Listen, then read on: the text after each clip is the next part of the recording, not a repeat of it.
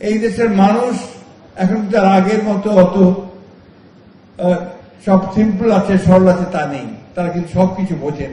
জুলাই বলছি, এই জুলাই গণ অভ্যুত্থানের পরে সাধারণ মানুষের মধ্যে কিন্তু একটা বোধ সৃষ্টি হয়েছে। সেই বোধটি হচ্ছে যে আমরা একটা নতুন একটা বাংলাদেশ চাই। বাংলাদেশে আমরা এই 57 বছর বয়সে আমরা একটা স্বাধীনতা যুদ্ধ করেছি, এরপরে গণতন্ত্রের জন্য লড়াই করেছি বারবার, আমাদের সমস্ত অধিকারগুলো আদায় করবার জন্য আমরা লড়াই করেছি। অনেক প্রাণ গেছে, অনেক রক্ত গেছে, রাজপথ রক্তে রাঙা হয়ে গেছে। এবারকার এই যে জুলাই, যেটাকে আমরা 24শে জুলাই বলছি, এই জুলাই গণ অভ্যুত্থানের পরে সাধারণ মানুষের মধ্যে কিন্তু একটা বোধ সৃষ্টি হয়েছে। সেই বোধটি হচ্ছে যে আমরা একটা নতুন একটা বাংলাদেশ চাই। আমরা সেই পুরনো গুণে ধরা বাংলাদেশ আর দেখতে চাই না। এবং সেই ক্ষেত্রে আমি মনে করি আপনাদের ভূমিকা, প্রকৌশলীদের ভূমিকা সবচেয়ে উল্লেখযোগ্য এবং প্রয়োজনীয়। আমি এখন যে মন্ত্রণালয়ে কাজ করছি, এই মন্ত্রণালয়ের কাজটাই হচ্ছে আপনার প্রকৌশলীদের নিয়ে। একদিকে আপনার যে স্থানীয় সরকার প্রকৌশল আছে, সেই সঙ্গে আপনার ওয়াসা আছে, পাবলিক হেলথ ইঞ্জিনিয়ারিং আছে, অর্থাৎ পুরো বাংলাদেশের সমগ্র মানুষের যে সবচেয়ে মিনিমাম রিকোয়ারমেন্ট যেগুলো, সেই রিকোয়ারমেন্টগুলোকে তারা আপনার এখানে প্ল্যানিং করেন, বাস্তবায়ন করেন এবং জনগণের উপকারের জন্য কাজ করেন। আপনাদের প্রতি জনগণের আগ্রহ অনেক, আকাঙ্ক্ষা অনেক এবং তারা আশাও করেন অনেক।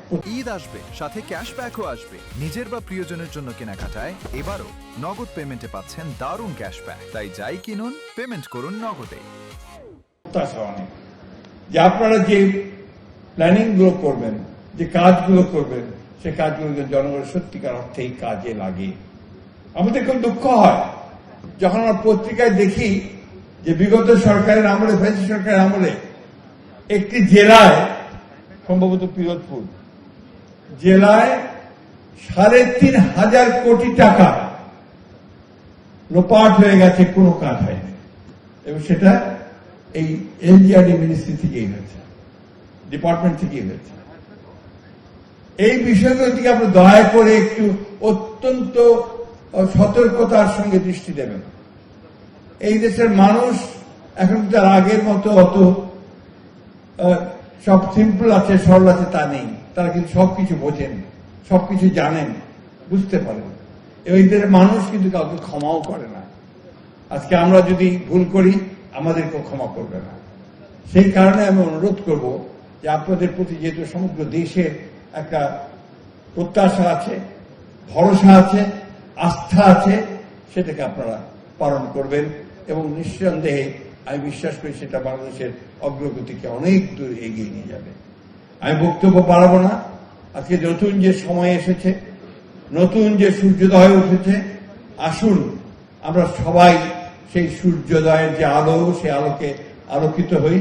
আমাদের বাংলাদেশের জন্য আমরা একটা নতুন একটা দিগন্ত সৃষ্টি করি, যাতে করে আমরা খুব দ্রুতই সামনের দিকে এগিয়ে যেতে পারবো। আমাদের যে ছেলেরা যারা রক্ত দিয়েছে, যারা প্রাণ দিয়েছে, আমাদের যে বাংলাদেশকে আবার একটা নতুন সুযোগ সৃষ্টি করে দিয়েছে, তাদের সেই রক্তের ধারাকে যেন আমরা কখনোই ম্লান হতে না দিই এবং কখনোই যেন সেটা আপনার আমাদের কারণে সেটা যেন কখনো আপনার ক্ষতিগ্রস্ত না হয়। আমি বক্তব্য শেষ করছি এই বলে যে আবারও ইনস্টিটিউট অফ আপনার ইনস্টিটিউশন অফ বাংলাদেশ, এদের কাছে, আপনাদের কাছে বাংলাদেশের মানুষের প্রত্যাশা অনেক।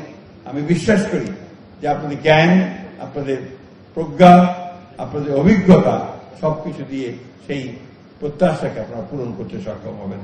আমাকে আমন্ত্রণ জানার জন্য আবারও ধন্যবাদ।